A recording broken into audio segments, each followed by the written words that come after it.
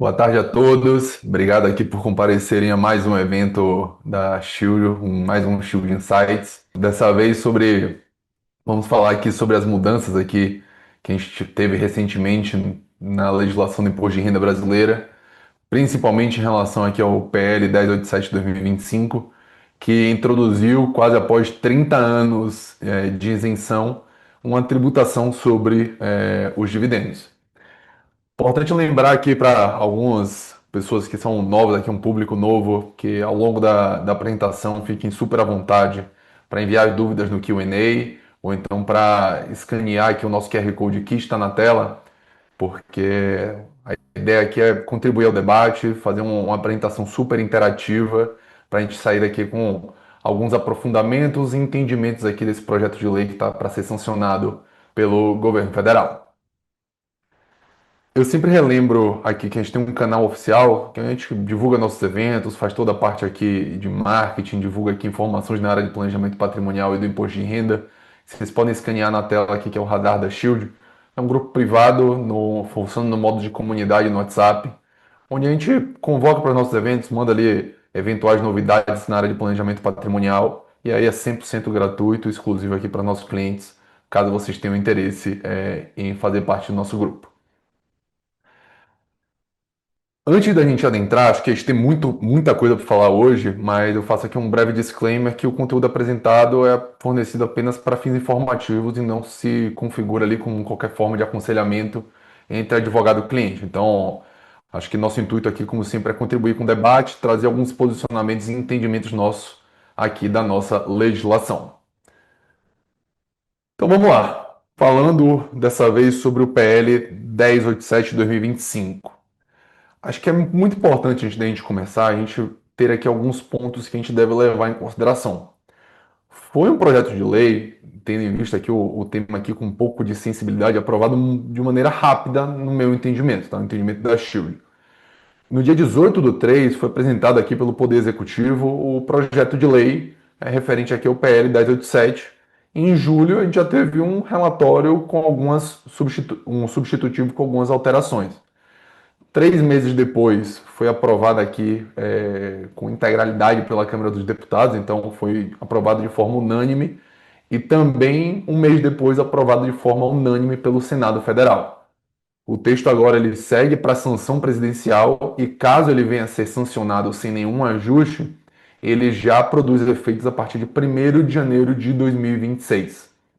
Então, um ponto aqui mega importante, que é mais um final de ano aqui para os tributaristas, agitado em relação a essa área de wealth planning. O que o texto, enfim, ele traz, tá? Ele traz novas regras e algumas contrapartidas a essas novas regras. Quais são as novas regras que ele trouxe? Primeiro de tudo, ele trouxe uma isenção do imposto de renda da pessoa física para aqueles que recebem até R$ 5.000. Então, se você ali trabalhador, recolhe ali impostos eventualmente ali sobre folha, recebe algum rendimento, salário até R$ 5.000, você não tem a incidência mais do imposto de renda da pessoa física, aquele imposto de renda que vinha retido na fonte. Particularmente, tá? Então aqui eu vou tirar um pouco ali um advogado de defesa de alguns dos nossos clientes, mas particularmente como tributarista, essa era uma medida que há muito tempo ela deveria ter sido feita, por conta que a nossa tabela do imposto de renda é uma tabela que era defasada historicamente. Então, o imposto, a alíquota efetiva aquelas pessoas menos favorecidas economicamente, muitas vezes era maior sobre as pessoas que eram favorecidas economicamente. Então, a atualização ela era justa, salvo engano, a última vez que a gente teve uma atualização foi no governo da presidenta Dilma Rousseff e tinha muito tempo que não tinha uma atualização. No governo Bolsonaro também teve uma pequena atualização, mas estava muito defasado quando corrigido a inflação da época da instituição do imposto de renda para os dias de hoje.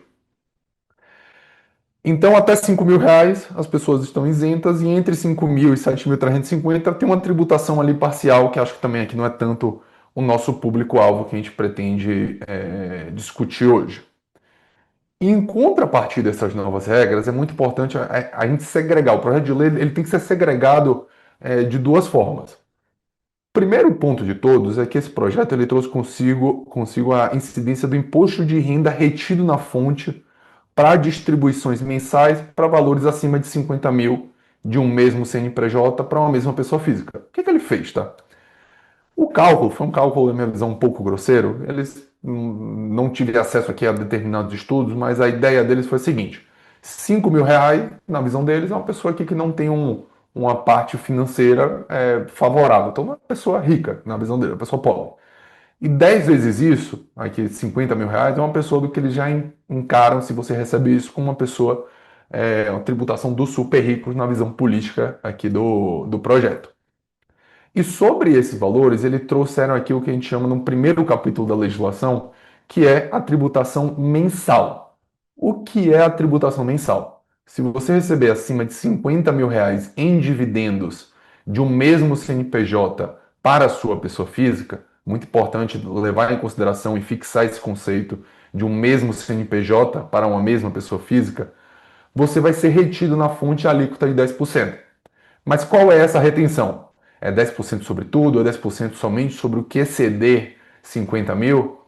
Pela leitura do texto e pela intenção do legislador, é 10% sobre tudo.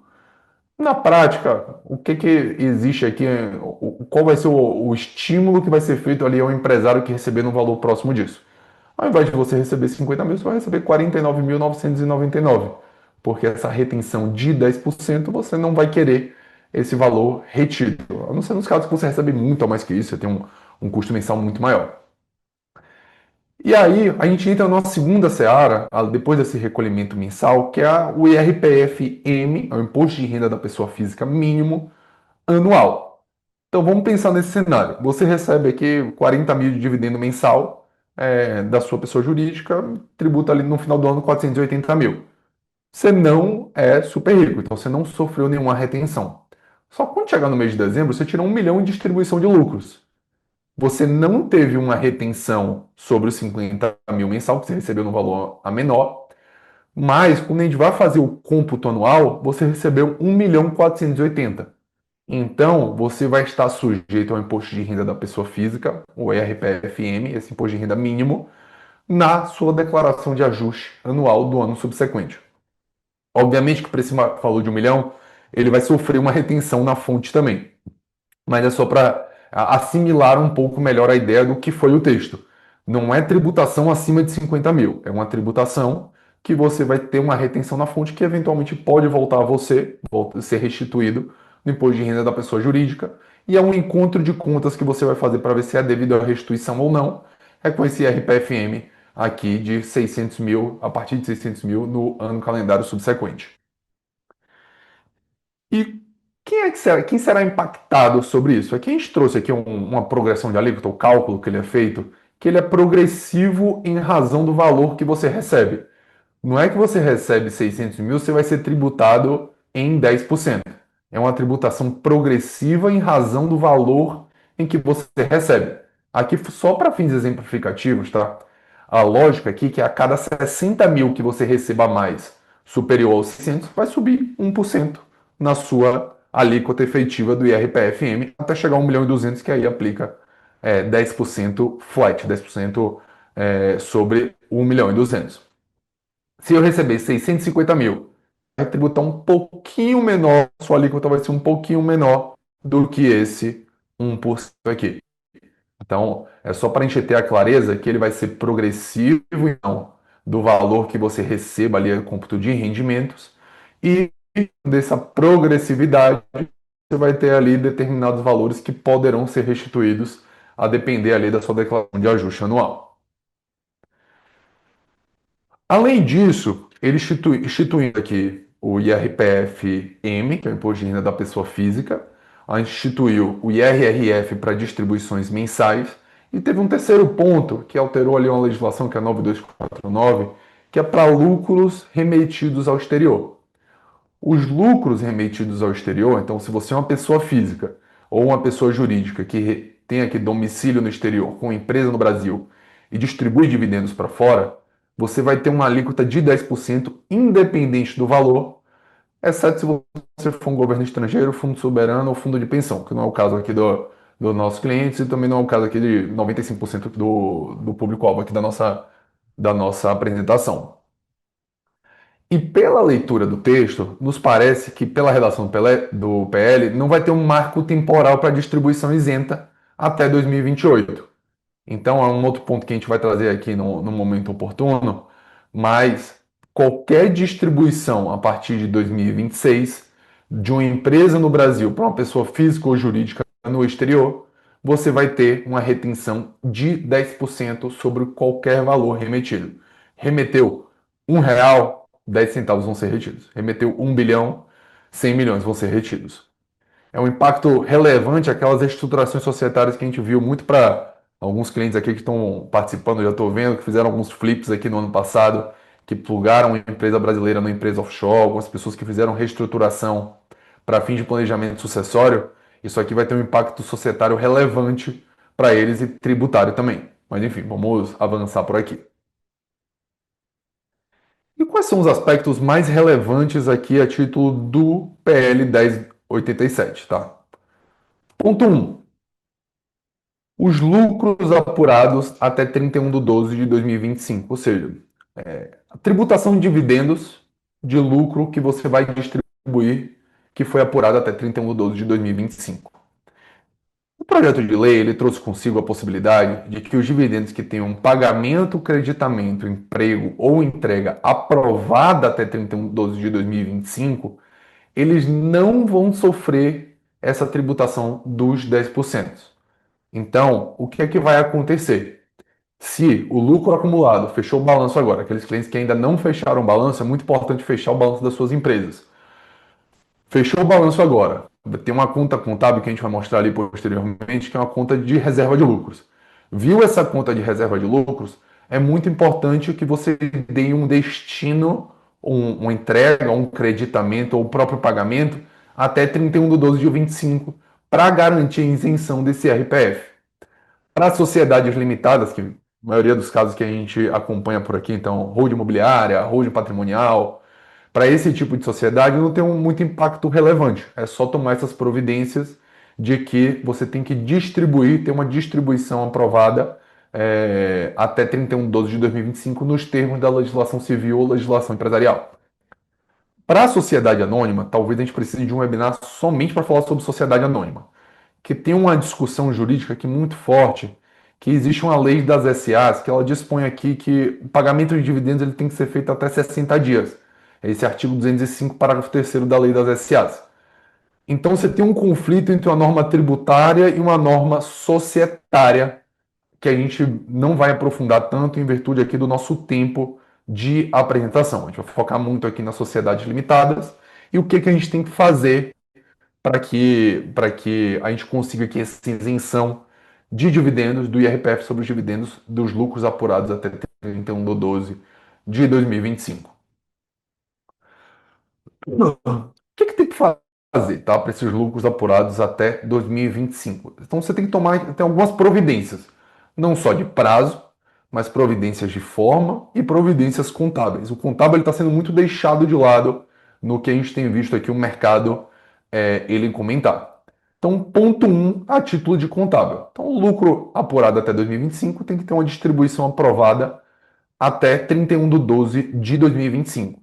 Então, o pagamento, crédito, entrega, a gente vai trazer um caso prático do que tem que ser feito, mas você tem que dar destinos a esse lucro de 2025. De que forma você tem que dar destinos a esses lucros apurados até 31/12/2025? Você tem que fazer uma ata de distribuição de dividendos. Eu recomendo aqui que seja feito individualizado para o sócio pessoa física, contendo o valor que você deseja distribuir e que ele seja arquivado na junta comercial. Com isso, você vai ter ali o societário conversando muito bem com o contábil. Então, ata individualizada. Tem uma empresa aqui com 4 sócios. Faz 4 atas, cada um para um sócio, autorizando a distribuição de dividendos. Ata devidamente assinada, se possível, reconhecer em cartório e arquivar na junta comercial, onde a sua empresa ela tiver o domicílio. E o contábil, como é que fica isso? No contábil, você vai ter uma reclassificação da conta de reserva de lucros para a conta de lucros a distribuir para os sócios. Isso aqui é muito importante, porque você vai ter uma reclassificação de conta, que essa conta de lucros a distribuir para os sócios, ela vai para uma conta de passivo. E isso é importante principalmente para aquelas empresas que são tomadoras de crédito, porque se uma empresa for tomador de crédito, pode afetar a taxa de juros com a instituição financeira. Vamos pensar, pô, tem 1 milhão aqui que eu já tenho de caixa comprometido que eu vou ter que distribuir até 2028 para meu sócio, sócio pessoa física. Como é que eu vou dar mais um empréstimo para essa empresa? Como é que eu vou aumentar o passivo dessa empresa? Então, o risco da instituição financeira teoricamente, ele cresce. Ele crescendo, sua taxa de juros ela vai subir. É muito importante para aqueles clientes que têm aqui holds imobiliárias, vão comprando determinados imóveis com o próprio fluxo de caixa dos aluguéis. Isso aqui pode vir a impactar uma taxa de juros. Então, financeiramente, é muito importante que o cliente ele encontre um centro de gravidade entre taxa de juros e a isenção desse RPF para ele não ser aqui prejudicado com base aqui no que a gente está vendo de mercado. Outro ponto que a gente bate muito, eu tive aqui muitas reuniões ao longo dessa semana com base nesse tema, que é a questão do caixa e o lucro contábil. O cliente ele chega aqui e fala, pô, Eric, estou com essa empresa, minha empresa está dessa forma. Eu tenho tanto de lucro contábil. Mas quando eu abro meu banco, eu não tenho esse dinheiro. Como é que eu vou distribuir isso? É muito comum o seu lucro contábil ele não bater com caixa disponível. Um dos princípios aqui de contabilidade é que muitas vezes o que é financeiro ele não acompanha o contábil. E muitos clientes eles têm visto aqui determinados pontos de discutindo com o gerente, com o banker responsável, eventual tomada de crédito, para que o caixa da empresa esteja compatível com o lucro contábil. E aí ele consegue distribuir sem fazer um pagamento adicional daqueles 10% que a gente comentou. Essa estratégia de tomada de crédito para poder fazer uma distribuição de dividendos, ela pode ser interessante para empresas ali que optam pelo lucro real. Porque você tem uns argumentos, tem uma discussão ali no CARF, acho que não faz sentido eu entrar tanto nessa discussão, mas você tem argumentos aqui para que você consegue defender que esses juros de empréstimos tomados, juros aqui de alavancagem, para o seu lucro contábil bater com o lucro de caixa, eles serem dedutíveis da apuração do RPJ da CSLL, de que é 34%. Tem um risco de autuação, mas olhando caso a caso aqui, a gente consegue aconselhar melhor ali o cliente que está seguir da maneira em que ele acha prudente. Mas esse descompasso aqui, ele é muito interessante. E como é que fica o balanço da empresa, tá? Como é que ficaria o balanço? Esse aqui é um balanço patrimonial de uma empresa que a gente formalizou. Quando o cliente abre, é muito importante vir direto nessa linha contábil aqui, linha de lucros ou prejuízos acumulados. Você tem 1 milhão aqui nesse exemplo que a gente comentou. Nesse 1 milhão, o que você, o que é muito recomendado que se faça é a questão de carimbar o lucro, evitando a incidência de RPF até 2028. Então, o que a gente comentou, fazer uma ata de distribuição, fazer um arquivamento na junta comercial e fazer uma reclassificação contábil, que a gente comentou de lucros a distribuir para os sócios. Um ponto sensível disso aqui é a questão aqui que a gente vai encarar um possível contencioso tributário, que é o seguinte: esses lucros e dividendos apurados entre 1º de janeiro de 2026 até 31 de 12 de 2025, eles não podem se submeter à tributação do imposto de renda da pessoa física. Por quê? Porque é o regramento anterior. É necessário levar em consideração a época de formação do lucro da empresa e não da distribuição. A lei das offshores ela seguiu esse racional. Por exemplo, o lucro acumulado até 31 de 12 de 2023 de uma empresa offshore, ele manteve o regulamento anterior, que era o diferimento fiscal. O que você não pode fazer é forçar uma distribuição de dividendos em 3 anos, sendo que o lucro ele foi formado sobre um regramento anterior. Então é um ponto aqui que a gente vai enxergar que vai ter um contencioso forte, que é um marco temporal desse fato gerador do IRPF. Vai ser a época da formação do lucro ou da distribuição. Na minha visão aqui, pessoal, Eric, na minha visão é a época da formação do lucro. Então a gente não pode alterar o regramento jurídico e incidir um novo imposto sobre um lucro carimbado. E o que, é que tem que ser feito? Como a gente comentou, depois de toda a tomada de decisões e carimbar esse lucro, ele vai sair daqui da conta de reserva de lucros e ele tem que ser reclassificado no passivo, na conta de dividendos a pagar, que vai ser muito importante que tenha aqui num balanço da empresa, distribuição de lucros ao sócio XPTO, para que o societário da empresa converse com o imposto de renda futuro e converse com o contábil. Você tem que garantir que esse triângulo aqui ele esteja conversando entre si todas as informações. Outro ponto de extrema sensibilidade que a gente vem acompanhando é a questão aqui dos resultados de dezembro. O que tem aqui no resultado de dezembro?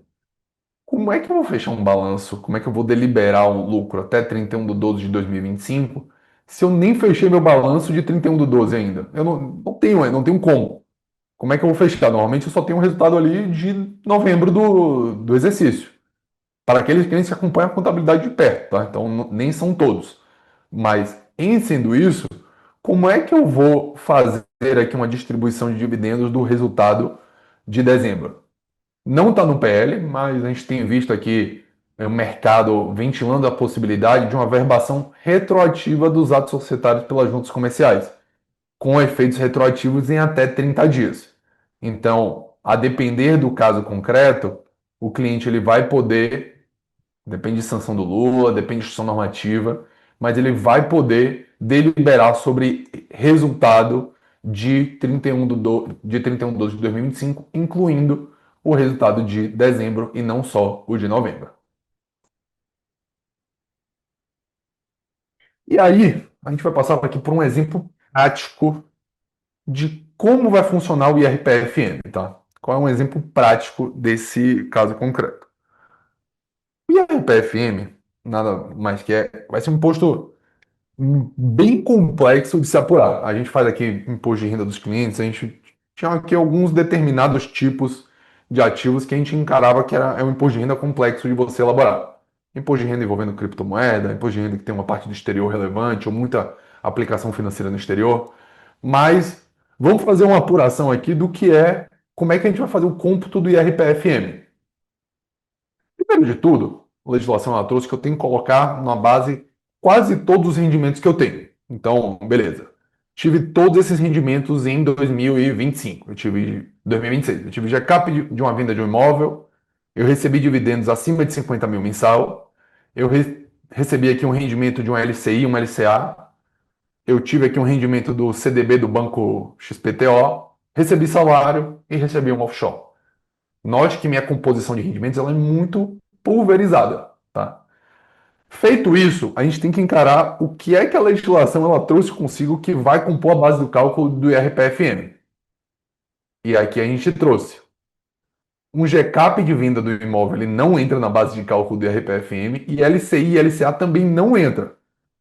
Eu explicando essa semana aqui discutindo aqui com alguns clientes esse ponto, é um pouco estranho você ter isso. Porque é um ativo que vai continuar isento os rendimentos dele na física e também não vai compor o IRPFM. Então isso aqui vai trazer uma distorção de mercado, às vezes até um pouco relevante, porque as pessoas, elas tiver um IRPFM muito grande, muito alto, elas vão migrar para alocação nesses ativos. Mas voltando aqui ao caso concreto. A gente teve aqui, recebemos dividendos, o CDB vai entrar, o salário vai entrar e o lucro de entidade no exterior vai entrar. Feito isso, a gente vai calcular efetivamente o quanto eu deveria pagar de imposto de renda da pessoa mínimo da pessoa física para todos esses rendimentos que entram na base do IRPFM. Eu trouxe três exemplos aqui, então, para as perguntas que estão sendo feitas, eu acho que vai tornar aqui um pouco mais claro. Desses total de rendimentos que a gente teve, então, eu deveria pagar pelo menos 220 mil. Só que eu paguei 317.500. Entretanto, para os meus dividendos, eu tive aqui 750 mil de dividendos, ali 62.500 aproximadamente mensal, e eu tive uma retenção de 75 mil. Meu imposto de renda efetivo, eu não vou precisar, eu já paguei mais do que o governo está querendo, que é os 10%, eu já paguei 14,43. Então, esse imposto de renda retido, ele vai ser integralmente restituído, nesse caso concreto, pela nossa leitura da legislação. O governo, ele quer, a iniciativa, a proposta que foi feita você precisa garantir que pelo menos a pessoa física ela vai tributar 10%. Se tributou a mais e eu tive uma retenção, isso vai ser restituído para a pessoa física. Integralmente, parcialmente, enfim, depende do caso concreto. Vamos aqui para o segundo caso, bem parecido. Note que minha proporção de dividendos ela cresceu consideravelmente. Nesse caso aqui que a gente tinha, eu recebia 750 mil. Nesse caso aqui, os dividendos eles já compõem aqui mais de 50% da minha renda. Feito isso, a gente encara o que vai compor a base do IRPFM. Depois disso, quanto eu deveria pagar de imposto e quanto eu já paguei para todos esses ativos financeiros. Então, meu total de rendimentos foi 5.450.000. Eu deveria pagar pelo menos 545 mil. Quando eu apurei meus ativos totais, quanto eu já recolhi de IR, eu recolhi 317. Então, o que eu deveria recolher de 10%, eu só recolhi 5,82%. Foi minha alíquota efetiva na pessoa física. Só que aí eu tive 400 mil de retenção. Eu tenho que complementar a diferença, que é esses 4,18% aqui, que prefazem a quantia de 227. E vou restituir para a minha pessoa física 172 mil reais, porque eu tive a retenção maior do que eu precisava para os 10%. Isso aqui é muito importante as pessoas levarem em consideração, porque isso vai gerar aqui eu não estou vendo isso tão discutido a nível de mercado. Existe, às vezes, ali um terror, um ponto, vai ser tributado 10%, vou dar saída fiscal, e não é bem assim. Eu tenho inúmeras críticas a isso aqui, tá? Então, vou discutir isso aqui no próximo exemplo, mas a ideia é que a pessoa física tem uma tributação efetiva de 10%. A retenção é a melhor forma? Da forma que está sendo feita, na minha visão, não é, tá? Então, tem alguns ajustes que poderiam ter sido feitos, mas não foram feitos aqui por, na minha visão, se tratar muito mais aqui de um projeto político do que um projeto tributário. Mas vou guardar aqui as críticas para o devido momento. E aqui vamos num terceiro exemplo. Tive um GCAP de uma venda de imóvel 1.500, recebi 2.500.000 de dividendos. Fundo imobiliário, recebi aqui rendimento de dividendo do fundo imobiliário de 400 mil e tive um lucro de uma BVI de 500 mil. Fundo imobiliário aqui também não entra. Foi aqui demandas setoriais aqui garantiram que é isento e também não compõe a base do IRPFM. É mais uma assimetria que eu estou encontrando, estou enxergando aqui a nível de mercado, que pode vir a dar um gargalo a nível do mercado de capitais em si. Você ter alguns ativos em que eles não são tão atrativos, mas tributariamente faça sentido. Dentro desse contexto, meu rendimento total foi de 3 milhões, meu imposto mínimo é 300 mil. Eu só recolhi o imposto aqui da minha BVA de 75 mil. Então eu vou ter que complementar 7,5%. De que forma? Já foi retido 250 mil, eu vou ter que complementar com 225 e vai voltar esses 25 mil para a minha pessoa física.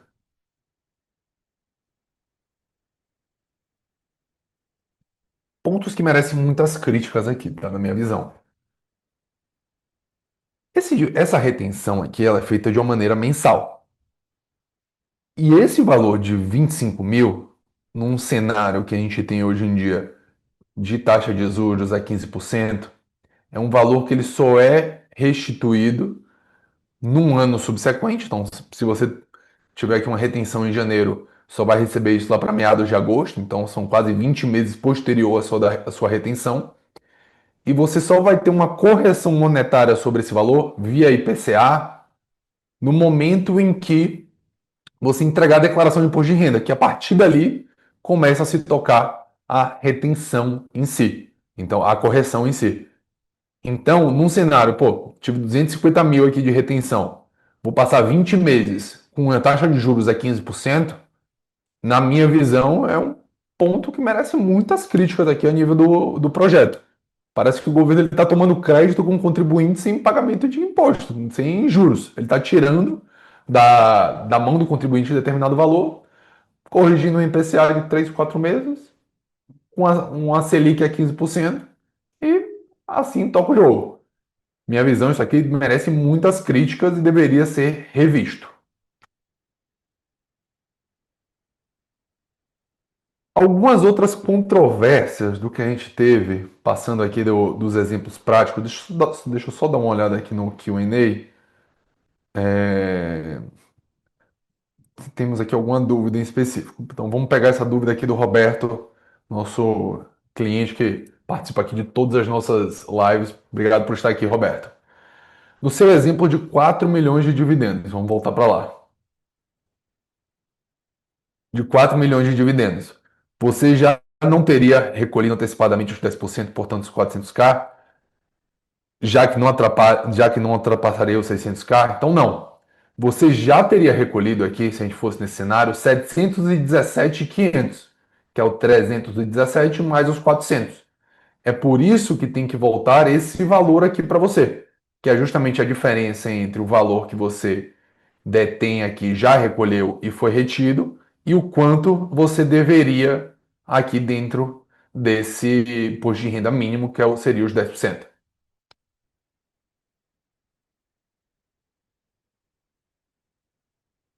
Partindo aqui para outras controvérsias do texto, tá bom? Então, o que a gente vai encarar aqui de controvérsia do texto em si.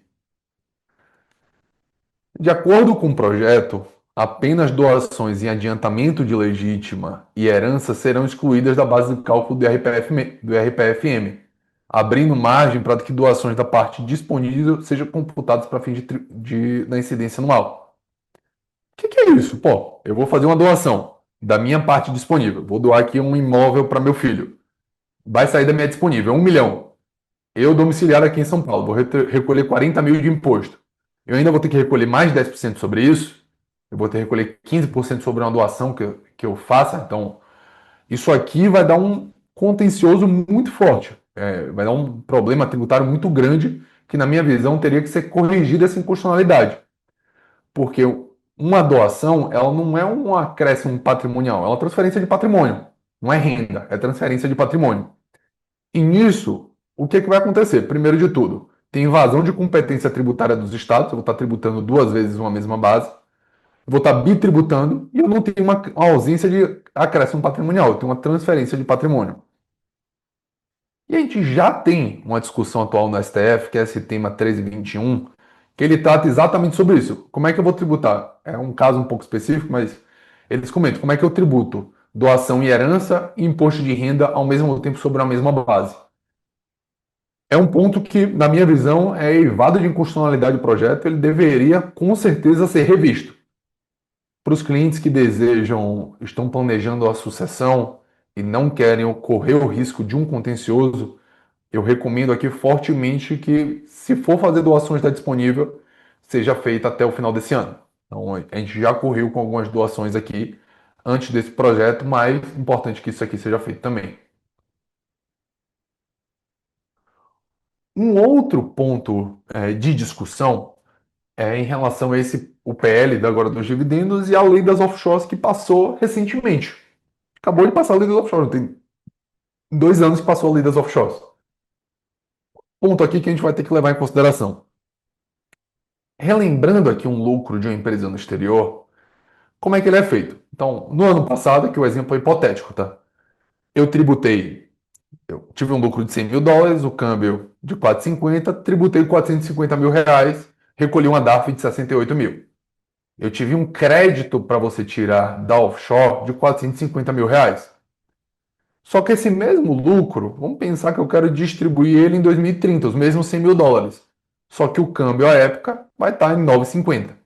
Então, o lucro que eu tributei de 450 mil, eu distribuí ele em 2030, era 950 mil por conta de uma valorização cambial. Para fins de imposto de renda, eu tive uma valorização aqui pela variação cambial positiva do câmbio de 500 mil. Essa variação cambial positiva, ela vai compor a base do IRPFM, esse lucro que eu tributei versus o lucro que eu estou distribuindo, não veio aqui nenhuma disposição no texto da lei. Tem uma discussão aqui que rendimento aqui ele é tributado definitivamente. Então não haveria ter aqui um maior, uma outra tributação sobre esse valor. Isso aqui não deveria compor a base do IRPFM. E a gente tem que aguardar aqui para ver como é que vai ser. Pode vir a gerar mais um problema a nível de legislação. Mesmo fator se aplica à conta corrente não remunerada no exterior. Muita gente hoje em dia tem uma conta corrente para fazer viagem, pagar conta, enfim. É, ter uma conta no exterior facilita muito aqui você ir para outro país, todos esses pontos. E você ter essa conta corrente não remunerada, você tem uma variação cambial positiva sobre ela também. Isso aqui vai compor a base do IRPFM. A legislação ela foi silente e interpretando aqui de próximos passos, eu de fato não consigo trazer uma disposição para vocês, porque é um texto que foi muito confuso, parece que, como eu comentei ali, 7 meses você voltar a uma tributação que tinha sido garantida por mais de 30 anos, parece que ele foi aprovado às pressas para fins de arrecadação. E ele vai estar eivado de constitucionalidade, vai ter muito problema pelo que a gente tem acompanhado por aqui. Os pontos controversos que a gente encontrou ainda no texto da legislação, tá? Que eu comentei para vocês. Pô, você teve aquela retenção de 50 mil em janeiro. Só vai receber aquele valor em agosto do ano que vem na restituição. E você só vai corrigir o IPCA. Pô, se você for corrigir o IPCA, você pelo menos tem que corrigir no momento da retenção. E não no momento do arquivamento do imposto de renda, do processamento da declaração. E se você ainda for ali um pouco mais equalizar o contribuinte com o fisco, a retenção tinha que ser via Selic. Muitos aqui dos débitos tributários eles são corrigidos via Selic e não via IPCA. Então, na medida em que, quando o fisco deve, entre aspas, para a pessoa física contribuinte, ele corrige o IPCA, quando o contribuinte deve para o fisco, eu corrijo o Selic. E além disso, pô, você nem deveria ter recolhido isso, está tirando dinheiro da minha mão para financiar, tá na sua. Enfim, é um ponto aqui que, na minha visão, é bem sensível e que deveria ser revisto. Outro ponto: aplicações financeiras que ficaram fora do IRPFM em atendimentos a demandas setoriais. LCI, LCA, CRI, CRA, FI, FIAGRO, tá tudo fora do IRPFM. Então muita gente vai investir agora nesses ativos para, pô, atendimento aqui a algumas demandas setoriais para ficar fora do IRPFM, não pagar sobre isso. Enfim, aqui um ponto é que vai gerar uma distorção no mercado de capitais em virtude de um estimulador tributário. O tributo, muitas vezes, eles estimulam a conduta, é o que tem sido feito aqui nesse momento. Ponto seguinte, é um consenso que a tributação dos dividendos deveria vir acompanhada de uma redução da tributação corporativa. Minha visão pessoal aqui, muitas vezes chega até ser uma desonestidade intelectual você falar que não há tributação de dividendos no Brasil. Você tem tributação de dividendos no Brasil, só que é a nível da pessoa jurídica. O que é a contribuição social sobre o lucro líquido? Nada mais é do que a tributação de dividendos. Só que você faz a nível da pessoa jurídica e não da pessoa física. E quando você olha um método, principalmente pessoas que têm ali empresas de lucro presumido, Simples Nacional, ou lucro real, você tinha que ter uma especial atenção a essa diminuição na carga corporativa.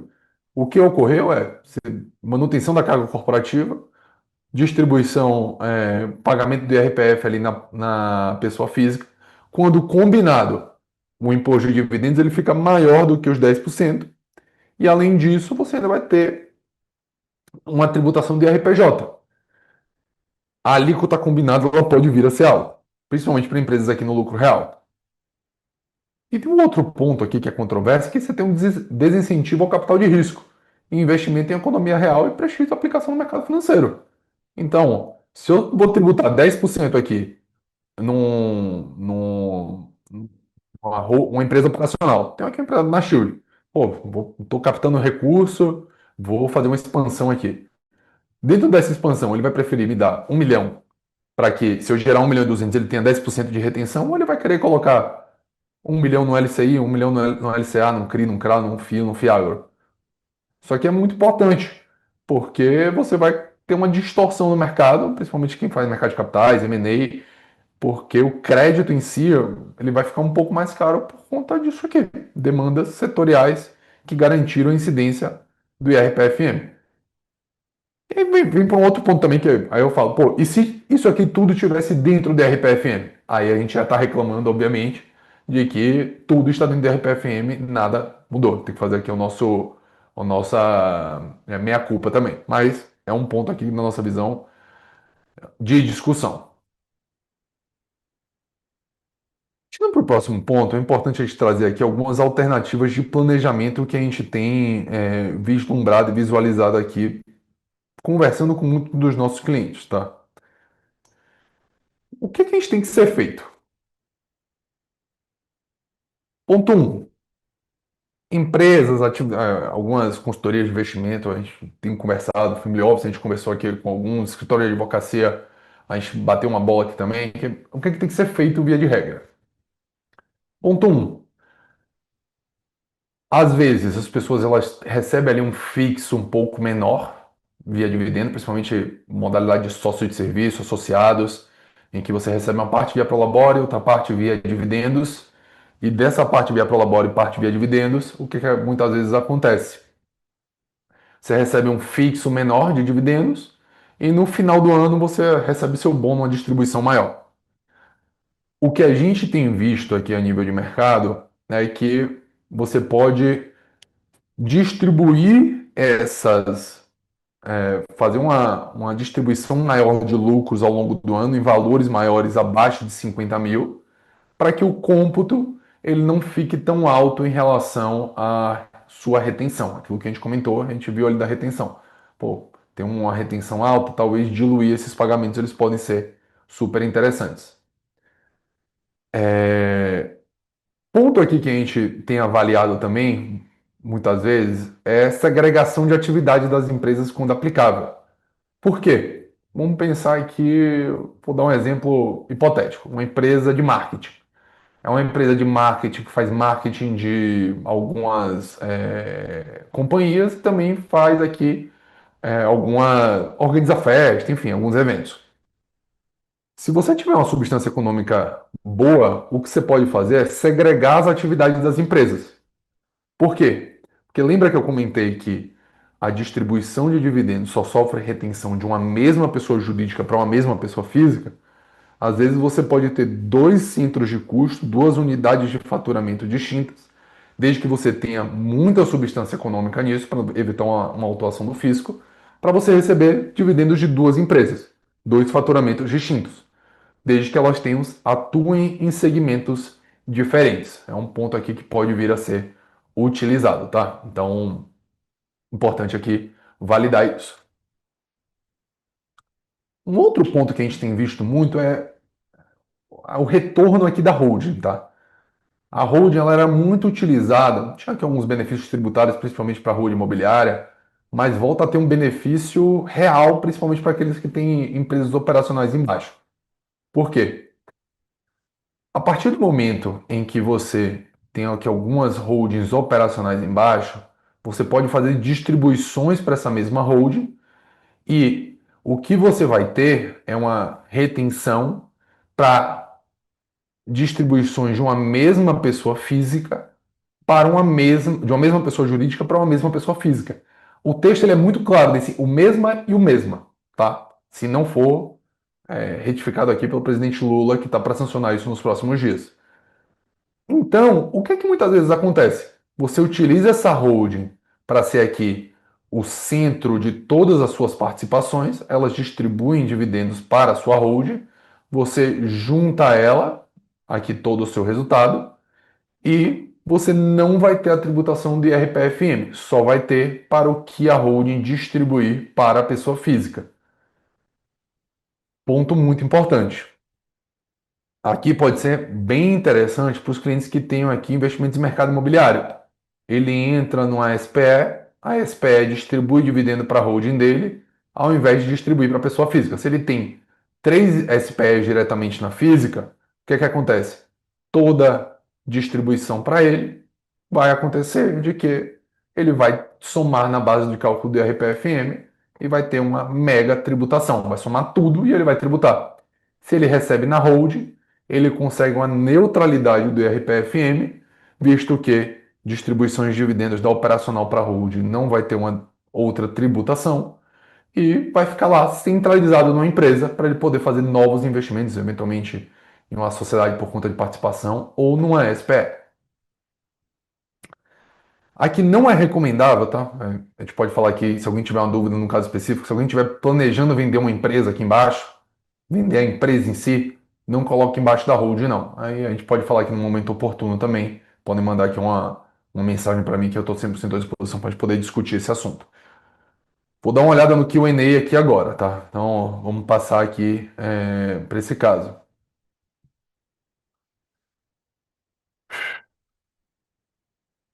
Roberto Costa, boa tarde. Os cupons recebidos de bonds e dividendos recebidos no ZEWA em investimentos pessoa física entram no cálculo? O withholding tax desconta? Obrigado. Ele é lucro de entidade no exterior. Ele vai entrar no cálculo sim, porque você já vai estar pagando imposto. Não entra no cálculo do IRPFM em si. Ele entra no cálculo da apuração do seu lucro total e de quanto você tributou. Então vamos pensar. Ele entra no cálculo do RPFM, perdão. Naquele caso que a gente mostrou, você vai somar todos os seus lucros do exterior, dividendos, tudo isso, ver quanto você já pagou de imposto e o quanto você precisaria complementar. É, Uma outra pergunta que a gente recebeu aqui. Gostaria que vocês abordassem rapidamente sobre a alternativa de capitalização de estoque de lucros. Para essa operação, é necessário realizar ainda em 2025? Ponto muito interessante, tá, Silvia? Por quê? Para a capitalização de lucros, talvez seja interessante para empresas no exterior que seja feito ainda em 2025.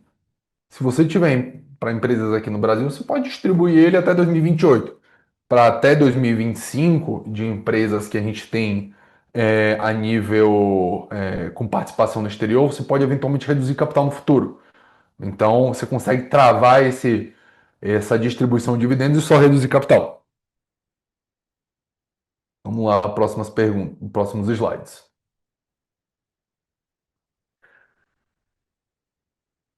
Outro slide aqui, que é aquele que a gente comentou que a gente comentou do caixa, tá? Que o descompasso que nós temos visto do lucro contábil com caixa da empresa. Bateu o balanço. Tenho 500 mil de lucro contábil. Abriu a conta no banco. Pô, só tenho 100 mil. Pode vir a ser interessante você fazer aqui uma alavancagem para distribuir esses dividendos, principalmente se você tiver no lucro real e principalmente se você tiver um sócio estrangeiro. Então, muito interessante isso aqui. Lucro real, lembrando aqui daquela daquela discussão que a gente comentou, que pode vir a ter ali uma discussão, uma glosa sobre uma autuação sobre as despesas dedutíveis do lucro. E um outro ponto que a gente trouxe aqui é o método de integração PF-PJ.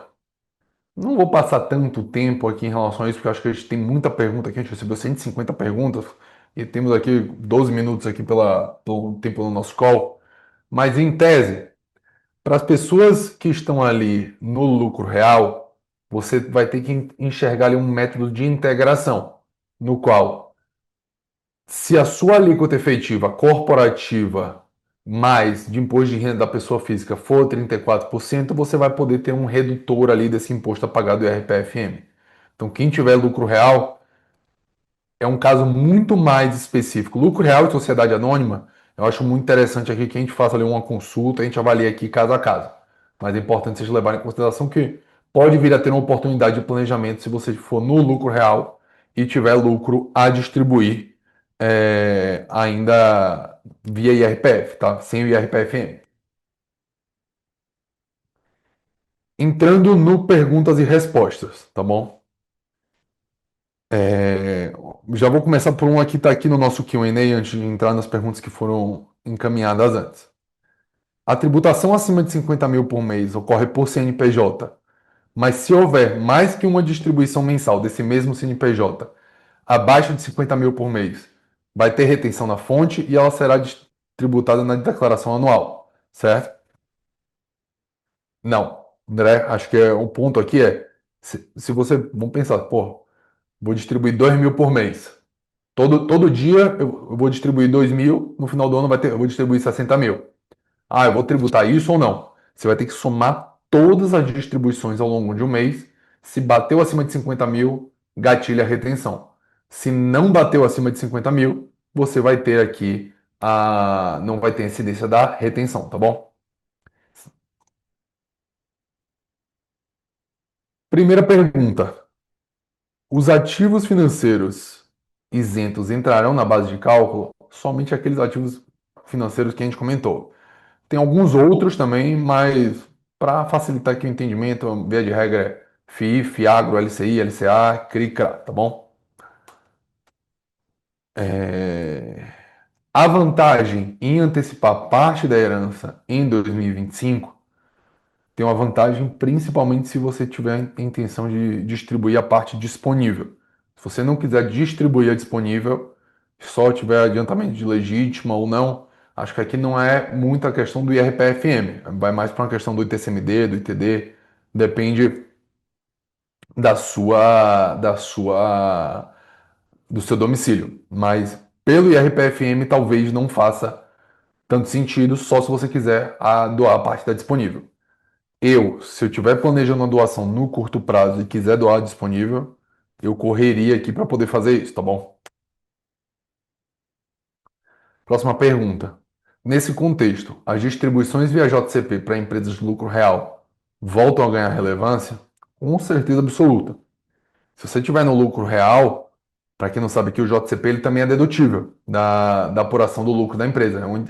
É como se você diminuísse seu lucro e o que tiver a pagar de imposto. Então, empresa no lucro real é quase como mandatório rever aqui, se faturar acima de 78 milhões, eu reveria toda a estrutura de compensação da empresa. Porque se o texto passa da forma que ele está, você pode estar perdendo dinheiro e deixando na mesa. Lucro presumido de simples nacional, só tomar atenção a todas aquelas formalidades que a gente comentou. Ata, contabilidade, individualizar ali por sócio, fazer todo esse processo. Próxima pergunta. O imposto sendo levado para ajuste na declaração, se tivesse sido pago um valor maior, será passível de restituição? Sim, os casos que a gente mostrou. É muito importante que o seu teto vai ser 10%. O que a gente tinha na prática, que é a alíquota efetiva da pessoa física, principalmente para quem tirava muito dividendo, era uma alíquota efetiva baixa. Você pagava 2%, 3%, 4%. Não era uma alíquota relevante.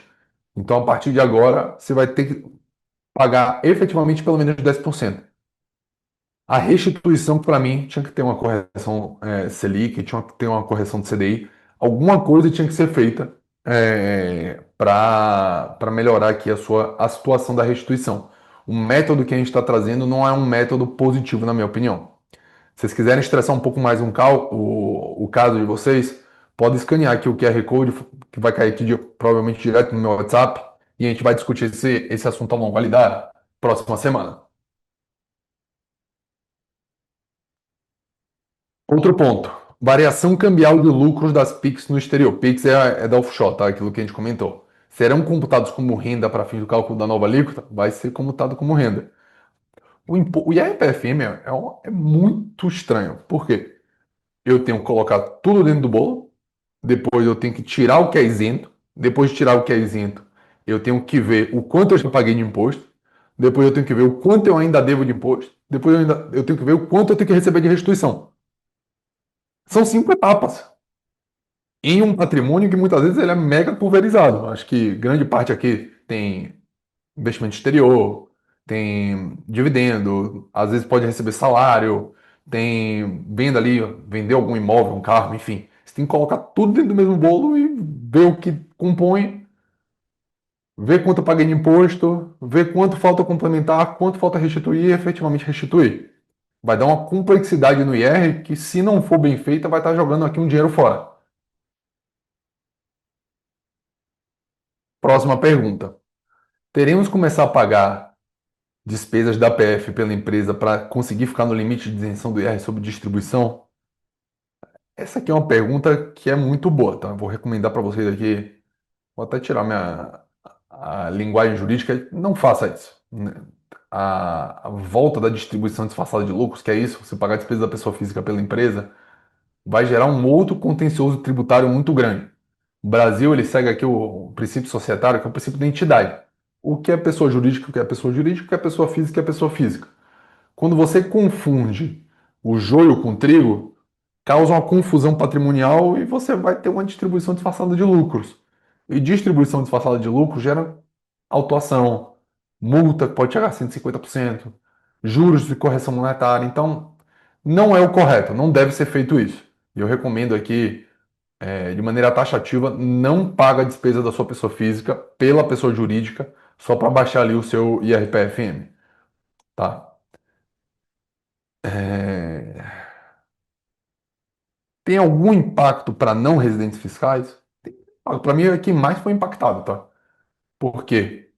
Você vai sofrer retenção se você mandar R$ 1 para fora de dividendo para fora, exceto se for fundo de pensão, governo estrangeiro ou fundo soberano, você vai pagar 10% de retenção.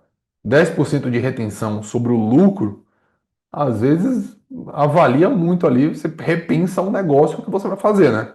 Ah, botar um exemplo aqui. Sou um investidor institucional fora do Brasil.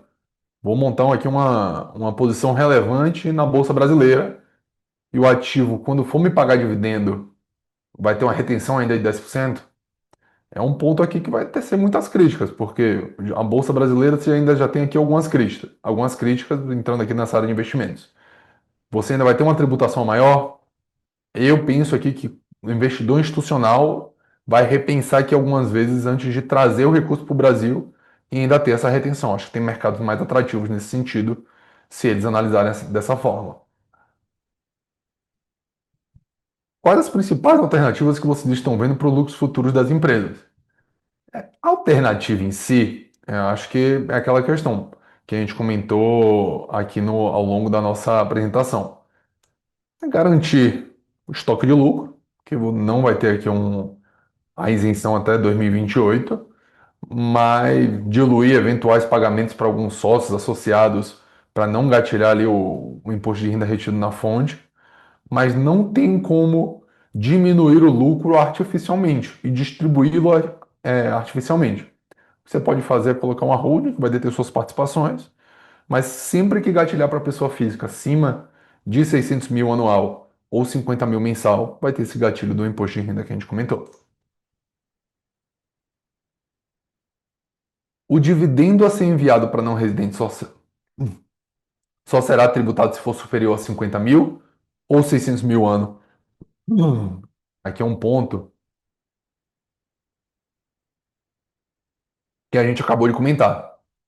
Esse, para mim, é um dos piores pontos da legislação. Se mandar 1 centavo, R$ 1, 1 milhão, vai ter aqui 10% de retenção, independente do valor que vai ser enviado para o não residente. A ideia deles aqui, quando a gente olha ali num contexto macroeconômico, é desincentivar que esse recurso vá para fora do Brasil. É que o recurso fique mais dentro aqui. O recurso ficando dentro do Brasil, ele gera mais consumo, enfim, todos aqueles pontos que a gente conversa. O tributário, muitas vezes, ele é um estimulador de condutas. E aí eu acho que na visão é um contexto mais de proteger ali a economia brasileira. Só que não sei se eles vão dar um tiro no pé ou não, enfim. É algo que a gente vai ter que ver ali ao longo dos próximos anos. 17h59, finalizando aqui quase o webinar. Acho que tivemos aqui uma grande participação ao longo do ano. Deixo aqui o radar, que é escanear esse QR Code, se caso vocês queiram participar. Eu estou 100% à disposição aqui de todos os clientes. Vamos mandar aqui um pós-evento para que vocês possam acessar aqui esse conteúdo, entender um pouco melhor. E se precisarem de qualquer apoio, eu estou 100% à disposição. Acho que nos próximos dias vai ser sancionado aqui esse projeto aqui pelo Lula. Vamos aguardar se vai ter algum ajuste ou não. E pela quantidade de perguntas e pessoas que nós tivemos aqui ao longo do nosso webinar, eu acho importante aqui que ao longo das próximas semanas a gente vai muito provavelmente fazer um outro. Talvez esse destinado somente a perguntas e respostas, para a gente estressar melhor o que os clientes eles estão precisando, os parceiros aqui que estiveram presentes, tá bom? Aqui está o meu QR Code, se alguém quiser me mandar uma mensagem, falar comigo aqui nesse pós-evento. Agradeço muito aqueles que participaram, foi um prazer. Muito obrigado aqui e até a próxima, pessoal. Grande abraço. Tchau, tchau.